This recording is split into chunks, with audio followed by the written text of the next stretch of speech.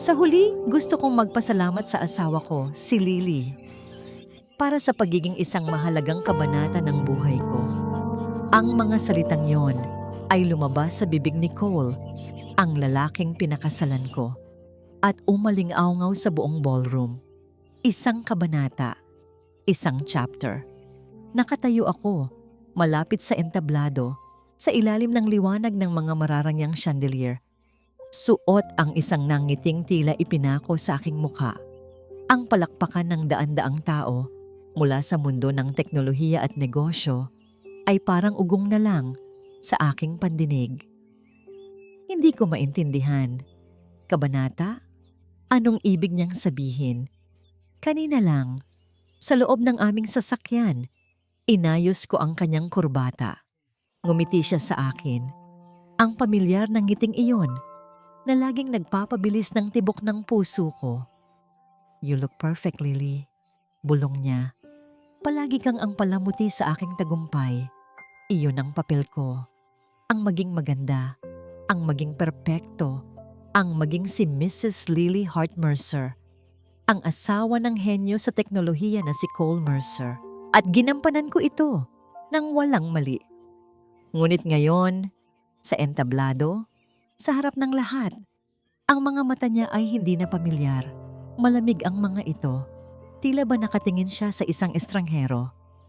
Hindi pa natatapos ang pagkalito sa aking isipan nang may isa pang anunsyo si Cole. At tulad ng lahat ng magagandang kwento, ang bawat kabanata ay may katapusan. Patuloy niya. Ang kanyang boses ay matatag at walang bahid ng kahit anong emosyon para magbigay daan sa isang bago at mas magandang simula. Isang katahimikan ang bumalot sa bulwagan. Maging ang mga palakpak ay biglang natigil. Ang lahat ng mga mata na kanina ay nasa kanya ay bumaling na ngayon sa akin. Nararamdaman ko ang init ng kanilang mga titig, ang bigat ng kanilang mga tanong na hindi masabi. At sa gitna ng katahimikang yon, isang babae ang lumabas mula sa gilid ng entablado. Matangkad, balinbining. Ang kanyang mukha ay pamilyar, nakikita sa mga magazine at billboard. Si Sloane Rivers, ang sikat na supermodel. Naglalakad siya na para bang sa kanya ang mundo. Ang kanyang pulang bestida ay humahagod sa sahig. Papalapit kay Cole. Hindi maari. Ngunit nangyari. Hinawakan ni Cole ang kamay ni Sloane. Itinaas ito na parang isang tropeyo. Ang pagdikit ng kanilang mga balat ay tila isang bakal na ipinapaso sa sarili kong puso. "Mga kaibigan, mga kasamahan," sabi ni Cole, isang ngiti na ngayon ang nakapinta sa kanyang labi. "Hayaan ninyong ipakilala ko sa inyo ang aking hinaharap, si Sloane Rivers." Kasabay ng pag-usbong ng mga bulungan at pag-flash ng daan-daang kamera, gumuho ang mundo ko. Ang bawat kislap ng ilaw ay parang isang suntok. Ang bawat bulungan ay isang pangungutya. Ang ngiti sa aking mukha ay nanigas. Isang maskara na nagtatago sa unti-unting pagkadurog ng aking pagkatao. Gusto kong sumigaw. Gusto kong umakyat sa entablado at sampalin siya.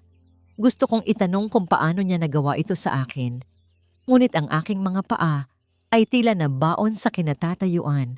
Ang tanging nagawa ko ay tumayo roon, habang ang kahihiyan ay dahan-dahang gumagapang sa buong katawan ko. Nakikita ko ang mga tingin ng mga taong dati ay tinatawag akong ma'am. Ngayon, ang mga mata nila ay puno ng awa at tsismis. Sinubukan kong humakbang palapit kay Cole. Kailangan ko ng paliwanag. Ngunit bago pa man ako makagalaw, dalawang lalaking nakaitim na suit ang magalang na humarang sa akin. "Ma'am," sabi ng isa sa kanila. Ang boses ay mababa, ngunit pinal. "Samahan na po namin kayo palabas." Hindi ako makapaniwala. Anong ibig sabihin nito? Asawa niya ako. "Pasensya na po, ma'am. Utos po ito ni Sir Cole. Wala akong nagawa. Hinayaan kong gabayan nila ako palayo sa entablado. Palayo sa aking asawa, palayo sa buhay na akala ko ay sakin. Bawat hakbang ay isang pagtitiis. Ang bawat tingin ng mga tao ay isang karayom na tumutusok sa aking dignidad. Ang dating reyna ng gabi ay ipinaparada ngayon, palabas na parang isang kriminal. Nang makarating kami sa malaking pinto ng ballroom, lumingon ako sa huling pagkakataon.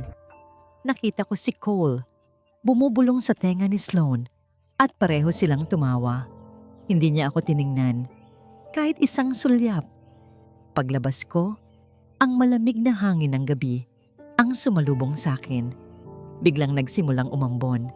Dahan-dahan, ang mga patak ay naging ulan na tila nakikidalamhati sa pagbagsak ng aking mga pangarap. Ilang sandali pa, ang itim na luxury car na nagdala sa amin dito kanina ay huminto sa aking harapan, ngunit hindi para sa akin. Bumukas ang pinto sa likod at pumasok si Cole at Sloane. Sa isang iglap, habang dumadaan ang sasakyan sa aking harapan, nagtama ang aming mga mata ni Cole mula sa bintana.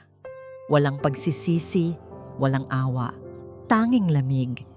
Pagkatapos ay umalis na ito, dinala ang aking nakaraan at winasak ang aking hinaharap. Iniwan akong nakatayong mag-isa sa gitna ng ulan.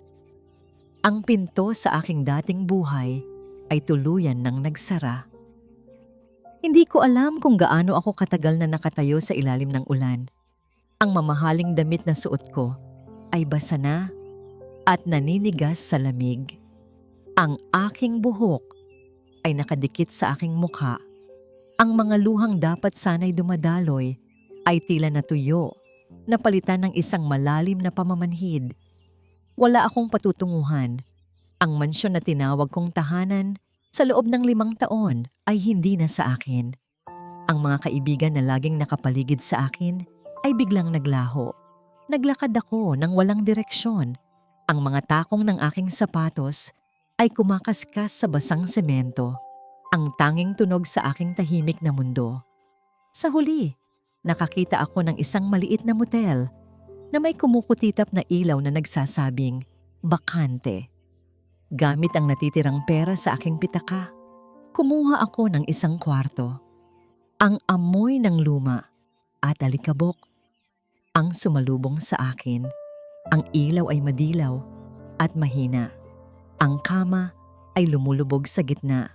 Napakalayo nito sa malambot na Egyptian cotton sheets na kinalakhan ko. Umupo ako sa gilid ng kama at inilabas ang aking cellphone. Nanginginig ang aking mga daliri habang binubuksan ko ang internet. Ang aking mukha, ang mukha ni Cole, ang mukha ni Sloane, nasa lahat ng dako. CEO Cole Mercer, hiwalay na sa asawa, may bago ng pag-ibig. Ang nakakagulat na pagtatapos ng isang power couple. Binuksan ko ang isang artikulo. Ang mga komento sa ilalim ay mas masakit pa kaysa sa mga headline. Buti nga sa kanya, mukha namang gold digger. Sino ba naman siya kumpara kay Sloane Rivers?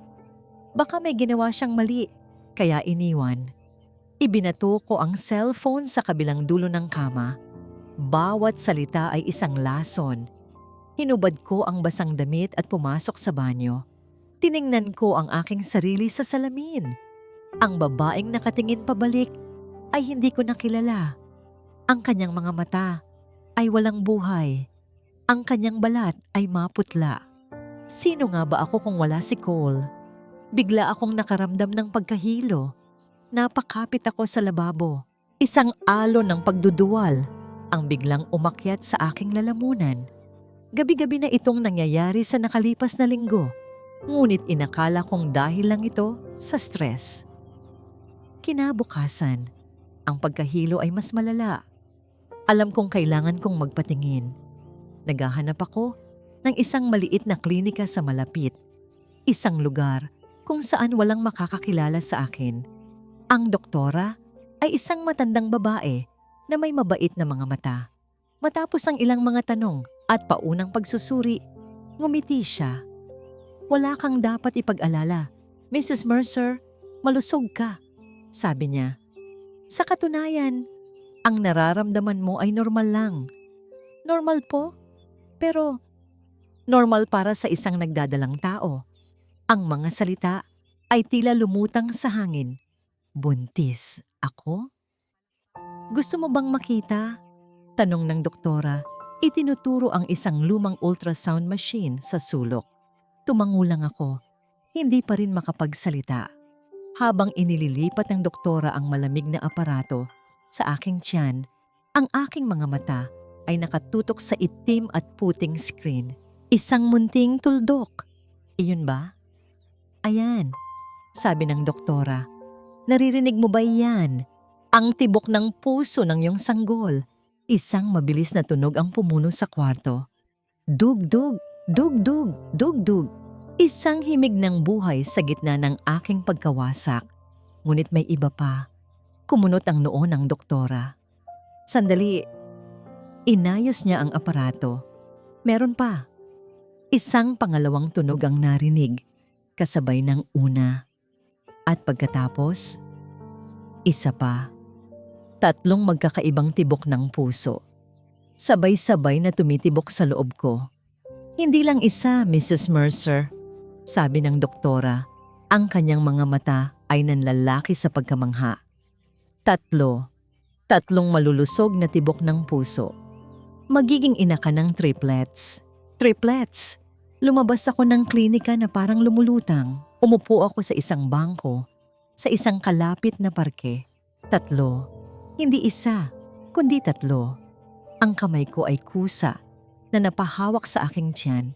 Sa ilalim ng aking palad, may 3 buhay na nagsisimula. 3 dahilan para mabuhay, 3 dahilan para lumaban. Ang mga luha ay nagsimulang dumaloy muli sa aking mga pisngi. Ngunit sa pagkakataong ito, hindi ito dahil sa sakit.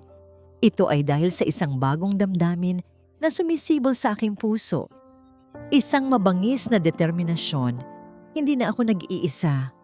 Sa gitna ng sandaling iyon, tumunog ang aking cellphone. Isang pamilyar na numero. Ang abogado ko. Lily, sabi ni Attorney Diaz sa kabilang linya. Ang kanyang boses ay mabigat. Pinadala na ng mga abogado ni Cole ang divorce papers. Napabuntong hininga ako. Gaano kasama? Masama. Isang maliit na settlement, kapalit ng iyong pananahimik habang buhay. At huminto siya. May mas malala pa, Lily. Ano pa ang mas lalala dito? Narinig ko ang kanyang pag-aalangan. Inaakusahan kanya ng mental instability. Sinasabi niya na ang iyong mga kilos kamakailan ay nagpapakita na hindi ka na sa tamang pag-iisip. Gagamitin niya ito para makuha ang lahat. Naramdaman ko ang paglamig ng aking dugo. Hindi lang niya ako inabandona. Gusto niya akong sirain ng tuluyan. Attorney, sabi ko. Ang boses ko ay nanginginig, ngunit may bagong lakas. May kailangan kang malaman. Buntis ako. Isang sandali ng katahimikan. Lily, sigurado ka ba? Ito ang magbabago sa lahat. Oo, sabi ko, hinahaplos ang aking tiyan. At triplets sila. Diyos ko, bulong ni Attorney Diaz, kailangan nating kumilos agad. Pero kailangan mong mag-ingat, Lily. Lalo na ngayon. Anong ibig mong sabihin? Kakakuha ko lang ng email mula sa kampo nila. Sabi ng abogado, ang boses niya ay mas seryoso na ngayon. Naghain si Cole ng isang emergency motion sa korte. Hinihiling niya na pagbawalan kang umalis ng syudad at isailalim ka sa isang sapilitang pagsusuri sa pag-iisip. Ang hangin ay tila nawala sa aking mga baga. Nakakulong, pinaghihinalaan. Bago pa man magsimula ang laban, tila natalo na ako. Ang mga araw ay naging linggo. Ang bawat umaga ay isang paalala ng mga pader na nakapalibot sa akin. Ang utos ng korte ay isang kadena na hindi nakikita, ngunit ramdam ko ang bigat nito sa bawat paghinga ko. Hindi ako makalayo. Hindi ako makatakas. Ang pera sa aking pitaka ay paubos na. Ang bayad sa motel ay malapit nang dumating muli. Ang 3 buhay sa loob ko ay humihingi ng sustansya na halos hindi ko na maibigay. Ang gutom ay naging pamilyar na kasama, isang kumakalam na paalala ng aking kabiguan. Sa ilalim ng kama, sa loob ng aking lumang bag, may isang maliit na kahon na nababalot sa pilus. Kinuha ko ito. Ang aking mga kamay ay nanginginig. Dahan-dahan kong binuksan. Sa loob, nakahimlay ang isang gintong kwintas na may palawit na hugis araw. Simple lang ito, hindi marangya tulad ng mga alahas na ibinibigay sa akin ni Cole. Ngunit ito ang pinakamahalaga sa lahat. Ito ang huling bagay na iniwan sa akin ng aking ina bago siya pumanaw. Niyakap ko ang kahon sa aking dibdib. Ang pagbebenta nito ay parang pagbebenta ng huling piraso ng aking pagkatao, ng huling alaala ng isang pagmamahal na totoo at walang kapalit. Ngunit ang pagkalam ng aking tiyan at ang isipan ng 3 sanggol na umaasa sa akin ay mas malakas. Patawarin mo ako, Mama. Bulong ko sa hangin. May hiya sa bawat hakbang ko papasok sa isang sanglaan, sa isang eskinita. Ang lugar ay masikip at amoy kalawang. Isang matabang lalaki na may makapal na salamin ang nakaupo sa likod ng rehas na bakal. Inilatag ko ang kwintas sa ibabaw ng counter. Kinuha niya ito, sinuri gamit ang isang maliit na lente at ibinalik sa counter na may kasamang pag-irap. Magkano? Tanong ko. Ang boses ko ay halos hindi marinig. 5,000. Sabi niya, hindi man lang nag-angat ng tingin. Ano po? Pero, antigo po ito at tunay na ginto. 5,000. Take it or leave it. Naramdaman ko ang pag-init ng aking mga mata. 5,000 piso para sa huling alaala ng aking ina? Para sa isang piraso ng aking puso? Ngunit ano ang magagawa ko? Wala akong lakas para makipagtalo. Sige na po. Sa tingin ko, alam nating pareho na mas mataas ang halaga niyan. Isang boses ng lalaki ang biglang nagsalita mula sa aking likuran. Kalmado ito, ngunit may bigat at awtoridad. Napalingon ako. Isang lalaking nakasuot ng simpleng itim na jacket at maong ang nakatayo roon. Hindi siya pamilyar, ngunit meron sa kanyang tindig na nakakapagpabagabag. Ang kanyang mga mata ay matalim, tila nakikita ang lahat. Tumingin ang may-ari ng sanglaan sa lalaki at tila bigla itong kinabahan. Sino ka ba? Huwag kang makialam dito. Hindi pinansin ng lalaki ang tanong. Lumapit siya sa counter at tiningnan ang kwintas. Ang disenyong yan ay gawa ng isang kilalang alahero noong dekada 90. Ang gintulang ay nagkakahalaga na ng 3 beses sa alok mo. Idagdag mo pa ang pagiging antigo nito. Kawawa naman ang customer mo. Namutla ang may-ari. Tiningnan niya ako, pagkatapos ay ang lalaki at bumalik sa akin. Nagbago ang kanyang tono. Sige na nga, 20,000. Hindi pa rin nagsalita ang estranghero. Tinitigan niya lang ang may-ari. Naghihintay. Okay. 30,000. Final offer. Sabi ng may-ari. Pinagpapawisan na. Bumaling sa akin ang estranghero. Kunin mo na, sabi niya sa mahinang boses. Nag-aalangan man, tumango ako. Mabilis na binilang ng may-ari ang pera at halos itulak sa aking kamay. Sabay tago ng kwintas. Agad akong lumabas ng sanglaan. Ang puso ko ay tumitibok ng mabilis. Sumunod sa akin ang lalaki. Sandali, sabi niya. Huminto ako at humarap sa kanya. Mahigpit ang hawak sa pera. Salamat sa tulong mo, pero wala akong maibabayad sa'yo. Isang bahagyang ngiti ang sumilay sa kanyang mga labi. Wala akong hinihinging bayad. Nakilala kita mula sa balita. Napayuko ako. Ayokong makita niya ang pamumula ng aking pisngi. ang kahihiyan. Siyempre, ako si Lily Mercer, ang kawawang asawa na ipinagpalit sa harap ng buong mundo. Hindi ko kailangan ng awa, sabi ko. Ang boses ko ay matigas. Hindi awa ang ibinibigay ko.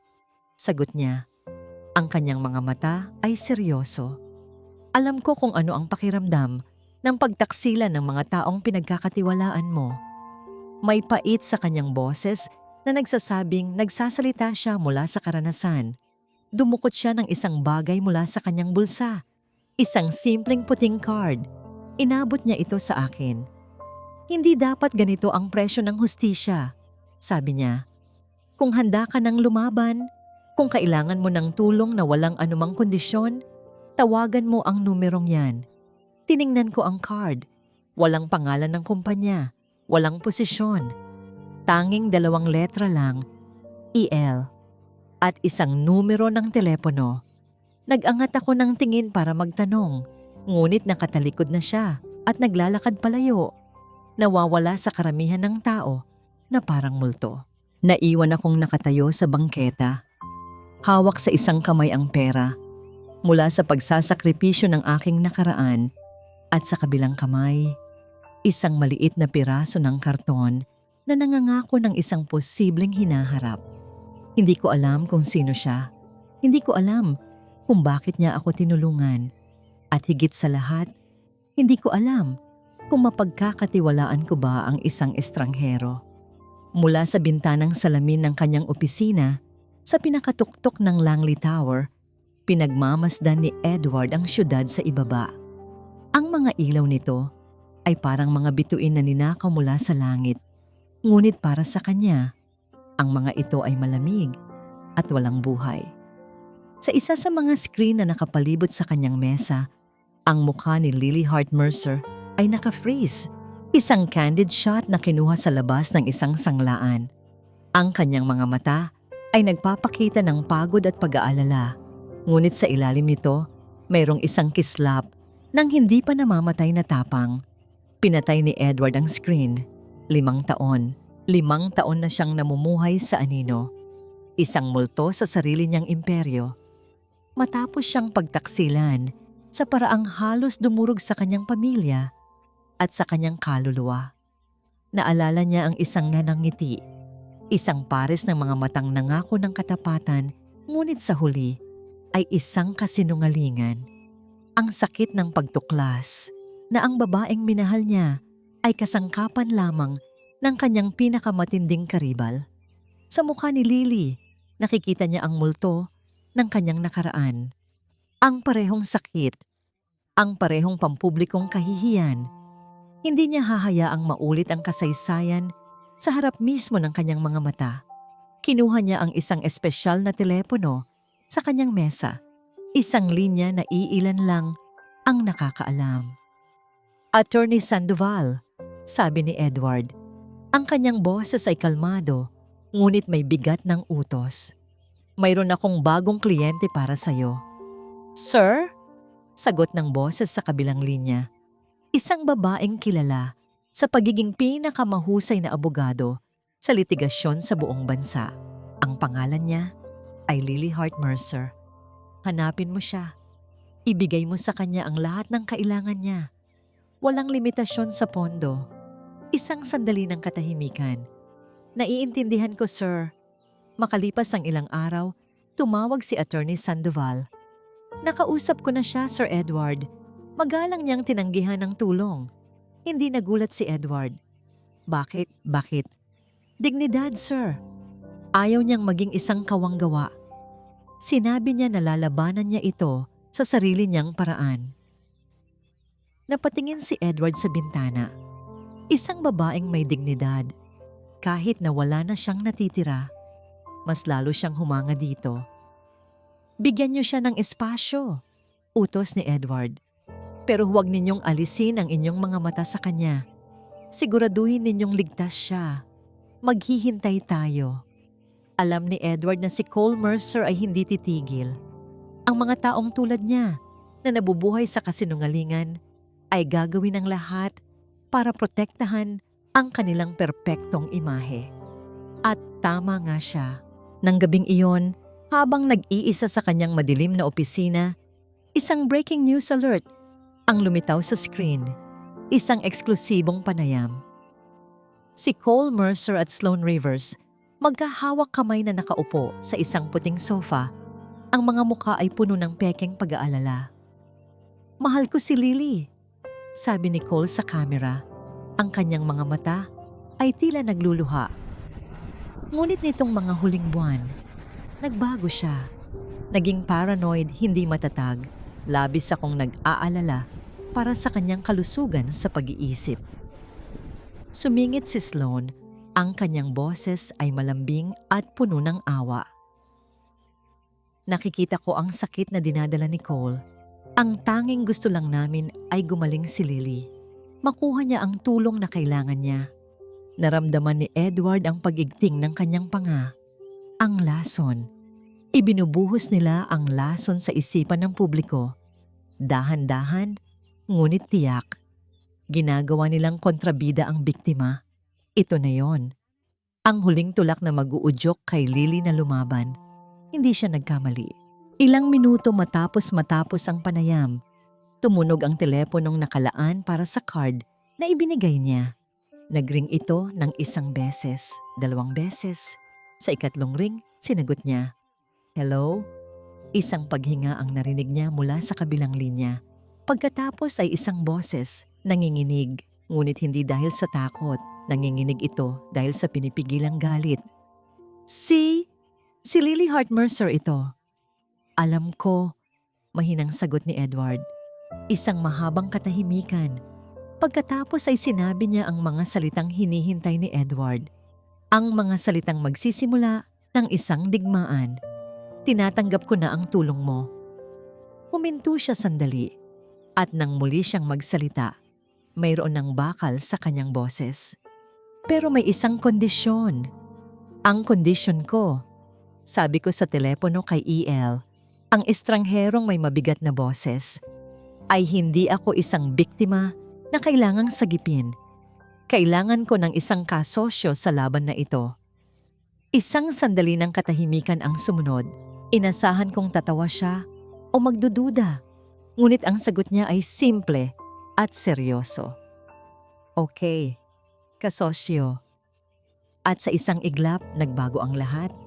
Kinabukasan, isang babaeng nagpakilalang si Attorney Sandoval ang dumating sa aking motel. Matalas siya, propesyonal, at may mga matang tila kayang basahin ang bawat kasinungalingan. Sa loob lang ng 1 oras, inilatag niya ang isang plano. Ang unang hakbang, ilayo ako sa lugar na yon. Dinala niya ako sa isang condominium unit sa isang gusaling walang sino mang makakapagsabi na pag-aari pala ni Edward Langley. Hindi ito marangya, tulad ng mansyon ni Cole, ngunit ito ay mainit at ligtas. Ang mga bintana ay malalaki. Hinahayaang pumasok ang liwanag ng araw. Ang pakiramdam ay parang isang kanlungan. Sa unang pagkakataon sa loob ng maraming linggo, nakahinga ako ng maluwag. Ang ref ay puno ng masusustansyang pagkain na angkop para sa isang nagdadalang tao. Mayroon ng mga appointment sa pinakamahusay na obstetrician sa syudad. Ang lahat ay inayos ng tahimik at maayos. Kinagabihan, may kumatok sa pinto. Nag-aalangan man, binuksan ko ito. Si Edward. Nakatayo siya roon. Hindi na suot ang simpleng jacket, kundi isang formal na kasuotan. May dala siyang paper bag na amoy pa lang ay masarap na. "Naisip kong baka ayaw mo nang magluto," sabi niya. Isang bahagyang nangiti ang makikita sa kanyang mga labi. "Hindi mo kailangang gawin to, sir," sabi ko. Medyo nailang. "Edward na lang," sagot niya. "At kasosyo tayo, hindi ba? Ang mga kasosyo, nag-aalaga sa isa't isa." Habang kumakain kami sa maliit na mesa sa kusina, ang katahimikan ay hindi nakakailang. Mayroon sa kanyang presensya na nakakapagpakalma. Bakit? Bakit? Bigla kong tanong. Hindi ko na mapigilan ang sarili ko. "Bakit mo ito ginagawa para sa akin, Edward?" Ibinaba niya ang kanyang kubyertos at tiningnan ako ng diretso sa mata. Dahil nakikita ko ang sarili ko sa iyo, Lily, alam ko ang pakiramdam na ibigay ang lahat sa isang tao para lang sirain ang tiwalang yon sa harap ng buong mundo. May bakas ng sakit sa kanyang mga mata, isang lumang sugat na tila hindi pa rin ganap na naghihilom. Hindi na ako nagtanong pa ng detalye. Sapat na ang narinig ko para maintindihan. Pagkaalis niya, naiwan akong mag-isa sa sala, napapalibutan ng katahimikan. Ang kabaitan niya ay isang bagay na halos nakalimutan ko nang maramdaman. Para ilihis ang aking isipan, napagpasyahan kong ayusin ang iilang gamit na nadala ko mula sa aking dating buhay. Isang kahon lang ito, puno ng mga lumang papel, ilang libro, at mga alaala. Sa ilalim ng mga ito, nakita ko ang isang lumang litrato namin ni Cole, kuha noong aming honeymoon. Masaya kami. O iyon ang akala ko. Ngayon, habang tinitingnan ko ang nangiti niya, nakikita ko na hindi ito umabot sa kanyang mga mata. Sa ilalim ng litrato, may isang bagay na matigas, isang maliit, itim na USB flash drive. Naalala ko ito. Mga 2 taon na ang nakalipas, nasira ang laptop ni Cole at nagpanik siya. Tinulungan ko siyang i-backup ang kanyang mahahalagang file mula sa kanyang opisina sa USB na ito. Pagkatapos noon, ibinalik niya sa akin. Ngunit sa dami ng nangyari, nakalimutan ko na itong isauli. Inilagay ko lang sa kahon na ito. Isang kuryosidad ang biglang bumuhay sa akin. Ano nga kaya ang laman nito? Kinuha ko ang laptop na ipinadala ni Attorney Sandoval. Nanginginig ang aking mga kamay habang isinasaksak ko ang USB. Nag-aalangan ako. Bahagi sa akin ang nagsasabing huwag ko nang balikan ang nakaraan. Ngunit may isang puwersa na nagtulak sa akin na magpatuloy. Click. Isang folder ang lumitaw sa screen. Pagbukas ko, isang listahan ng daan-daang mga file at folder ang bumungad sa akin. Mga pangalan ng proyekto, mga spreadsheet ng pananalapi, mga presentasyon, mga bagay na walang kabuluhan sa akin. Halos isara ko na sana nang isang pangalan ng folder ang nakakuha ng aking pansin. Kakaiba ito sa lahat. Proyekto, bagong simula. Ang aking puso ay nagsimulang tumibok ng mas mabilis. Walang anumang dahilan para kabahan ako. Maaaring isa lang itong pangalan ng proyekto sa negosyo. Ngunit mayroon sa loob ko na nagsasabing hindi. Ang aking daliri ay nag-hover sa ibabaw ng mouse. Isang pag-click lang. Isang pag-click na maaaring magbago sa lahat. Humugot ako ng malalim na hininga at nag-click. Ang loob ng folder na Proyekto Bagong Simula ay puno ng mga file, spreadsheet, mga email, mga dokumento. Sa una, puro numero lang ang nakikita ko. Mga financial projections, mga budget report. Sinusubukan kong intindihin ang mga ito, ngunit ang utak ko ay masyadading naguguluhan. Hanggang sa nakita ko ang isang spreadsheet na may pamagat na Settlement and Expenses LH, Lily Hart. Ako, binuksan ko ito. Mga numero, maliliit na halaga, mga kalkulasyon kung paano paliitin ang magiging hustisya na makukuha ko pagkatapos ng diborsyo. Halos walang-wala. Isang insulto. Nagpakulo ng galit sa akin ang mga nakita ko. Ngunit hindi pa yon ang pinakamasama. May isang email, may petsa, isang linggo bago ang gabi ng piyesta. Ang sender ay si Cole Mercer. Ang recipient, isang hindi kilalang email address. Ang subject, Report, LH Pregnancy. Kumalabog ng malakas ang puso ko. Pagbubuntis, nanginginig ang aking mga kamay habang binubuksan ko ang email. Ang laman ng email ay isang maikling mensahe mula kay Cole. Confirm receipt of report. Proceed with Plan B. Ensure all legal preparations are finalized by end of week. At sa ilalim ng mensaheng yon, naka-attach ang isang file. Isang PDF. Medical report. Lily Hart. Isang medical report. Isang linggo bago ako inabandona. Isang linggo bago siya umakyat sa entablado, kasama si Sloan Rivers, binuksan ko ang PDF, ang aking pangalan, ang aking petsa ng kapanganakan, at sa ilalim, ang mga resulta. Ultrasound findings, confirmation of intrauterine pregnancy, triplets observed. Triplets. Napakasakit ng paghinga ko.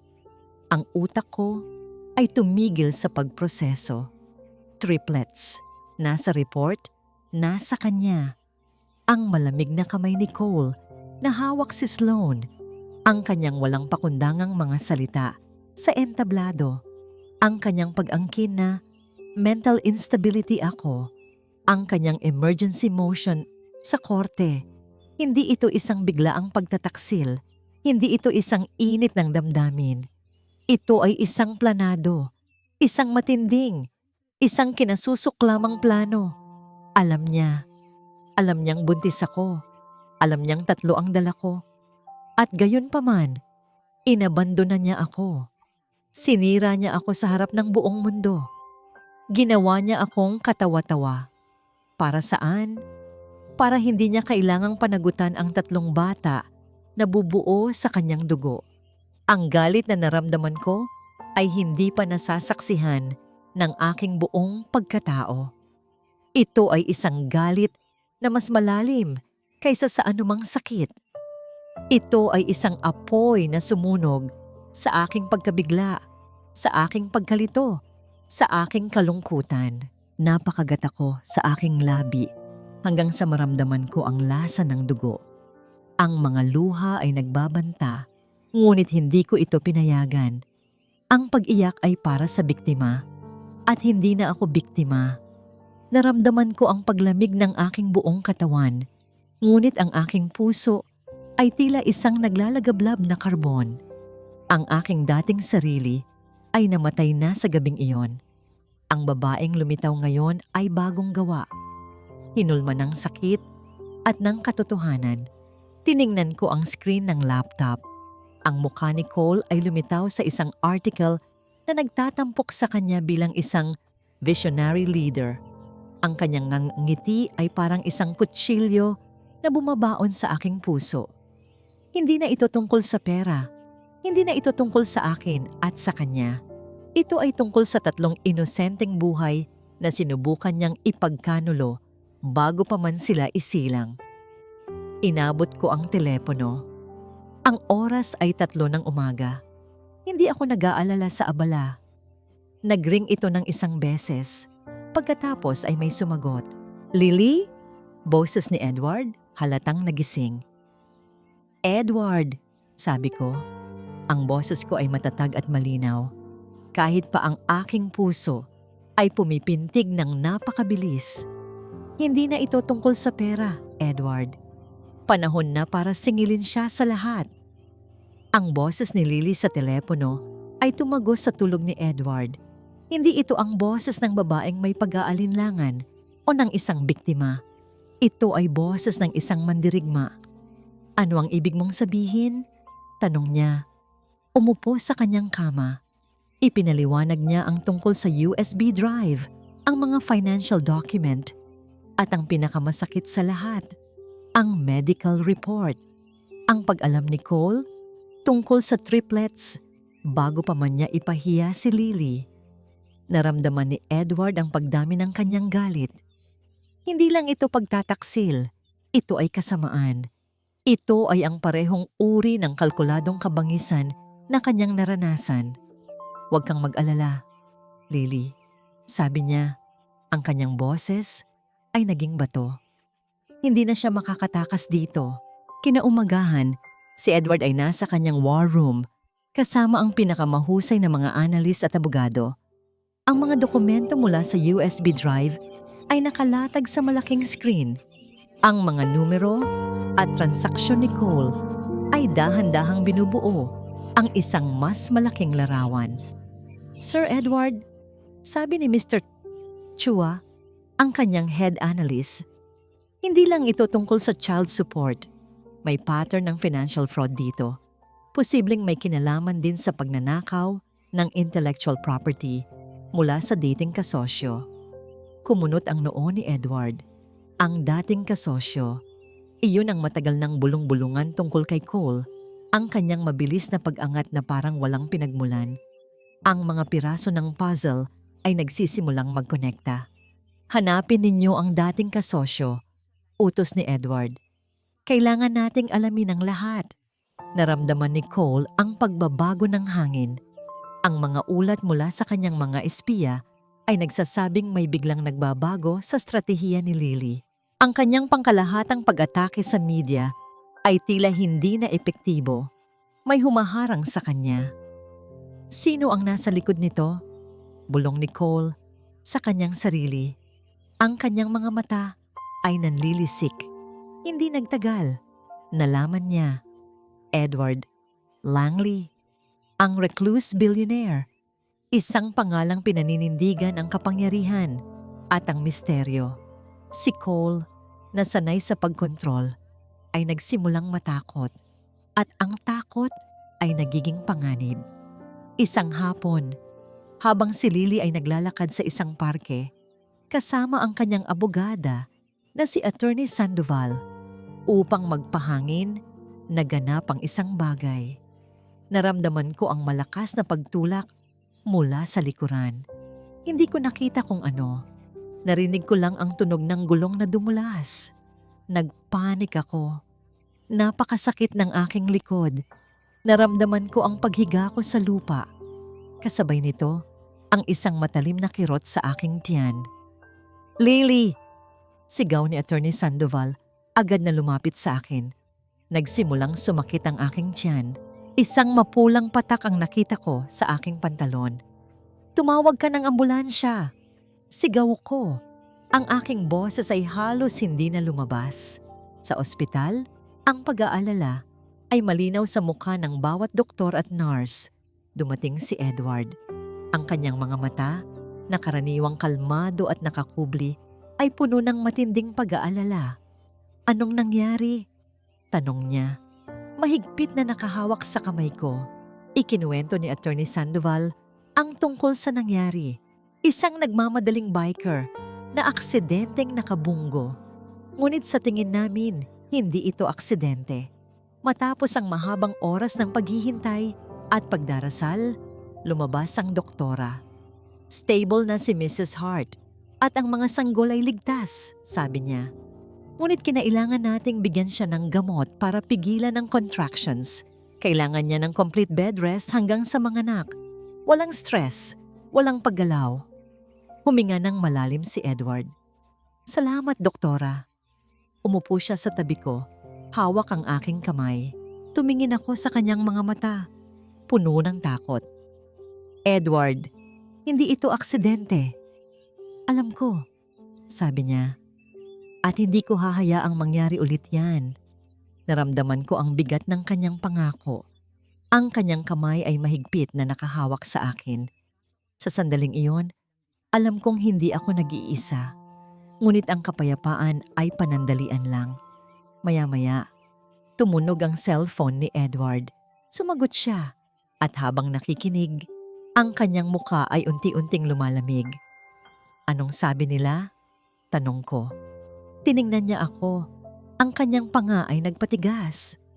Naghain si Cole ng isa pang emergency motion sa korte. Sinabi niya na ang iyong irresponsableng pamumuhay ay naglalagay sa panganib sa mga sanggol. Humihingi siya ng temporary medical guardianship. Ibig sabihin, siya ang magdedesisyon sa iyong panganganak. Sa mga sanggol. Nanlaki ang aking mga mata. Hindi ito maaaring mangyari. Ang mga bata ko, ang mga anak ko, ang desisyon ng korte ay isang malamig na hampas. Temporary medical guardianship para kay Cole Mercer. Ang mga salitang iyon ay nagpaaling-awngaw sa aking isipan habang nakahiga ako sa aking kama sa ospital. Walang magawa. Ang bawat pahayagan at news website ay puno ng mga headline na nagbubunyi kay Cole bilang isang responsableng ama na nagsisikap iligtas ang kanyang mga anak mula sa isang di matatag na ina. Inilabas ni Sloan ang mga larawan niya sa social media na may mga caption na nagpapahayag ng panalangin para sa mga anghel ni Cole. Naramdaman ko ang paglamig ng aking mga kamay at paa. Tila ba nilalamon ako ng kadiliman. Hindi ko makita ang mga anak ko. Hindi ko masilayan ang kanilang mga mukha. Ngunit alam kong lumalaki sila sa loob ko. Ngunit ngayon, pati ang karapatan kong pangalagaan sila ay inalis na sa akin. Isang hapon, bumukas ang pinto ng aking kwarto. Pumasok si Cole. Nakasuot siya ng isang mamahaling suit. Ang kanyang mukha ay may pekeng pag-aalala. "Lily!" sabi niya. Ang kanyang boses ay malambing, puno ng kasinungalingan. "Kailangan mong maging malakas para sa mga anak natin." Napakasarap ng kanyang pag-arte. Kung hindi ko lang alam ang katotohanan, marahil ay maniniwala ako. "Anong ginagawa mo rito?" Mahina kong tanong. "Binibisita ka," sagot niya, lumapit sa aking kama. Nag-aalala ako. Lalo na pagkatapos ng aksidenteng iyon, dapat ay mas nag-iingat ka. Naramdaman ko ang pagtaas ng aking dugo. Aksidente? Ito ay hindi aksidente. Ito ay isang pagtatangka mong takutin ako. "Alam kong alam mo ang totoo, Cole." Bulong ko. "Ang tungkol sa triplets." Isang mabilis na kislap ng galit ang sumilay sa kanyang mga mata. Ngunit mabilis din itong nawala. Napalitan ng isang mapagkunwaring ngiti. "Lily, hindi ko maintindihan ang sinasabi mo. Alam ko na nahihirapan ka. Kaya ko ito ginagawa. Ang pinakamahusay na mga doktor. Ang pinakamahusay na pangangalaga. Ang tanging gusto ko ay ang kapakanan ng ating mga anak." Hinawakan niya ang aking kamay. Ang kanyang hawak ay malamig at kalkulado. "Kaya huwag ka nang magpakahirap pa, Lily. Tanggapin mo na. Hindi ka na makakalaban. Natalo ka na." Pagkaalis niya, naramdaman ko ang pagkawasak ng aking loob. Natalo na ako. Tama siya. Sino ako laban sa kanyang kapangyarihan, sa kanyang pera, sa kanyang mga kasinungalingan? Dumating si Edward kinagabihan. Umupo siya sa tabi ko. Ang kanyang mukha ay seryoso. "Wala na akong magawa, Edward," sabi ko. Ang aking boses ay basag. Nasa kanya na ang lahat. Kukunin niya ang mga anak ko. Mawawala sila sa akin. Ang sakit ay napakalalim, napakabigat. Naisip ko ang maliliit na kamay na hindi ko pa nahahawakan, ang mga ngiti na hindi ko pa nakikita. Ang mga buhay na ipinaglaban ko ng buong puso ay tila iaalis na sa akin. Naramdaman ko ang mainit na kamay ni Edward na humawak sa akin. Ang kanyang mga mata ay nakatingin ng direkta sa aking mga mata, puno ng isang pangako. "Hindi," sabi niya. Ang kanyang boses ay matatag at malakas. "Hindi pa tapos ang laban, Lily." Umiling ako. "Hindi mo naiintindihan. Nasa kanya na ang lahat ng alas. Ang korte, ang media, ang opinyon ng publiko. Wala na tayong laban." "Merong isa pang alas," sabi niya. Hindi niya ito inaasahan. Isang plano na magpapabagsak sa kanya. Tiningnan ko siya. Puno ng pag-aalinlangan. Ngunit sa kanyang mga mata, may nakita akong pag-asa. Isang munting kislap ng pag-asa sa gitna ng aking kadiliman. Anong plano?" tanong ko. Hinawakan niya ng mahigpit ang aking kamay. May natuklasan kami tungkol sa kanyang dating kasosyo. Mga ebidensya ng pagnanakaw ng ideya, ng pandaraya. Kung lalabas ito, hindi lang ang kanyang custody case ang mawawala sa kanya, kundi ang kanyang buong imperyo. Pero, paano? "Kailangan nating lumabas sa publiko," sabi niya. "Kailangan nating ipakita ang lahat ng kasinungalingan niya."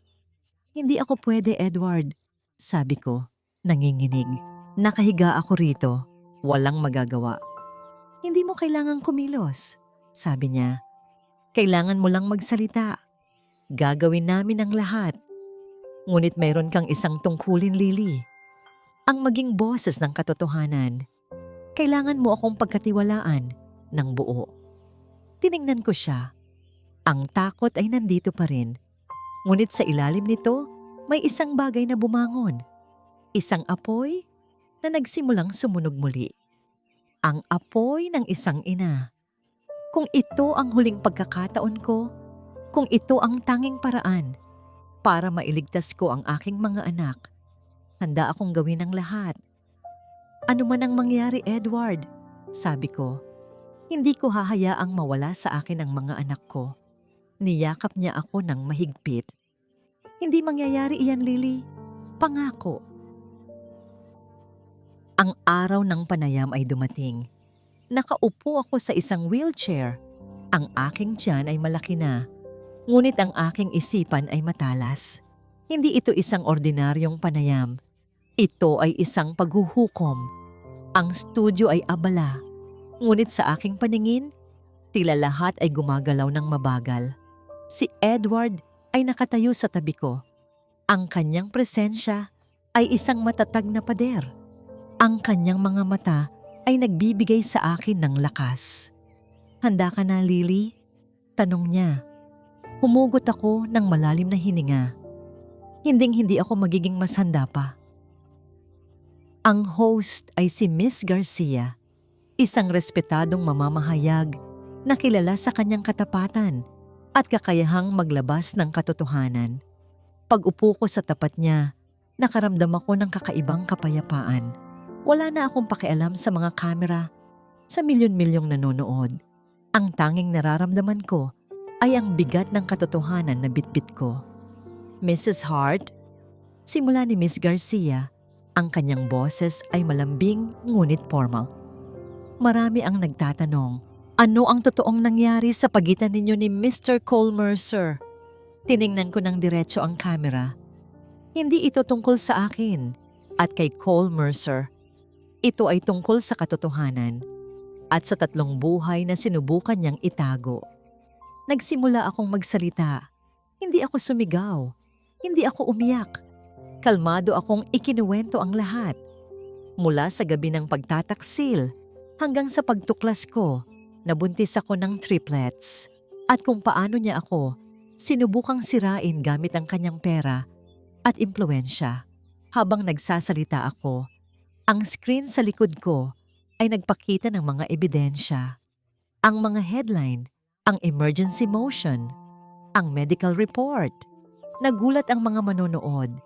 Nagsimulang mag-react ang social media, ngunit hindi pa ito ang panghuling alas. Mr. Mercer, sabi ko, ang aking boses ay malinaw at matatag. Hindi lang ako ang sinira mo. Bago ako, mayroon ng iba. Ito na ang huling bahagi ng plano. Sa sandaling iyon, isang boses ang narinig mula sa likod ng studio at handa akong magpatotoo. Di lumabas mula sa anino ang isang lalaki. Ang kanyang mukha ay pamilyar. Ito ang kaibigan at dating kasosyo ni Cole, si Mr. David Lim, na matagal nang nawala sa eksena. Ang taong pinaniniwalaang pinagnakawan ng ideya ni Cole sa pagsisimula ng kanyang imperyo. Ang gulat sa mukha ni Miss Garcia ay hindi maitago. Nagpakita ang screen ng mga bagong ebidensya, mga email, mga voice recording, isang detalyadong paglalahad kung paano ninakaw ni Cole ang ideya ni David at kung paano niya sinira ang buhay nito. Ang mga dokumento mula sa USB drive ay hindi lang tungkol sa akin, kundi pati na rin sa kasaysayan ng pandaraya ni Cole. Sa bahay na panood ni Cole ang lahat. Ang kanyang mukha ay namutla. Ang pagkabigla ay naging takot, pagkatapos ay naging matinding galit. Binato niya ang TV remote. Napanood din ni Sloan. Ang kanyang nangmangiti ay biglang naglaho.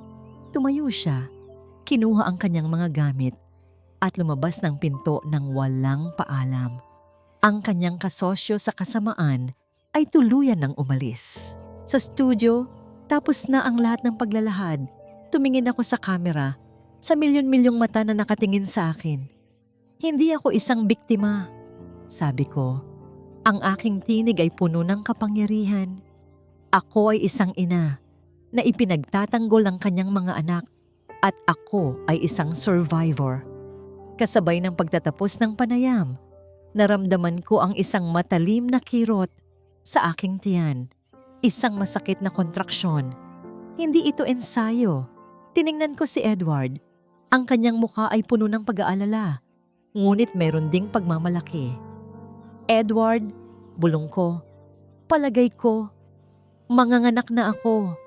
Ang studio ay biglang naging abala. Ang mga mikropono ay bumaba. Ang mga tao ay nagmamadaling tumulong. Ang laban sa korte at sa publiko ay tapos na. Ngunit ang pinakamahalagang laban ay nagsisimula pa lang. Ang pagitan ng panayam at ng ospital ay tila isang blur. Ang tanging malinaw sa aking isipan ay ang presensya ni Edward, ang kanyang kamay na mahigpit na nakahawak sa akin, at ang kanyang mga salitang nagpapalakas ng loob. Kaya mo yan, Lily. Para sa mga anak ninyo, bulong niya sa akin habang ako ay naghihirap sa panganganak. Ang pagdating ng mga triplets ay isang himala, isang maliit na babae, at 2 malulusog na lalaki, 3 buhay na isinilang sa gitna ng aking kaguluhan. Sila na ang pinakamagandang gantimpala, bulong ko, habang hawak ko ang isa sa aking mga sanggol.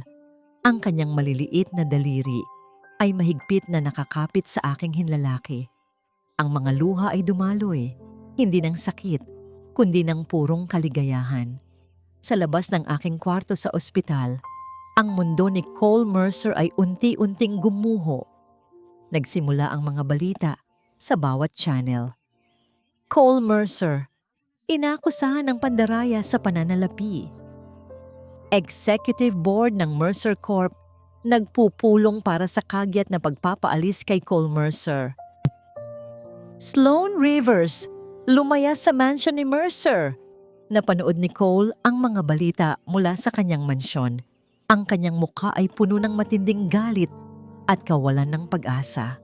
Ang kanyang perpektong imahe ay basag na. Ang kanyang imperyo ay nagiba.